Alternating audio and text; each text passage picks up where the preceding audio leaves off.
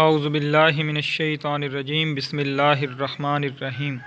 احیاء العلوم میں مذکور ہے کہ ایک بزرگ ابو الحسن کو نبی پاک صلی اللہ علیہ وآلہ وسلم کی زیارت نصیب ہوئی تو عرض کیا، یا رسول اللہ صلی اللہ علیہ وآلہ وسلم، امام شافعی رحمۃ اللہ علیہ کو آپ صلی اللہ علیہ وآلہ وسلم کی بارگاہ سے کیا انعام ملا؟ انہوں نے اپنی کتاب الصحاح میں درود شریف لکھا ہے۔ حضور صلی اللہ علیہ وآلہ وسلم نے فرمایا، ان کو ہماری جانب سے یہ انعام دیا گیا کہ انشاءاللہ بروز قیامت ان کو بلا حساب جنت میں داخل کیا جائے گا۔ یہ درود شریف وہ ہے جس کی سند خود حضور پر نور صلی اللہ علیہ وآلہ وسلم نے خود عطا فرمائی۔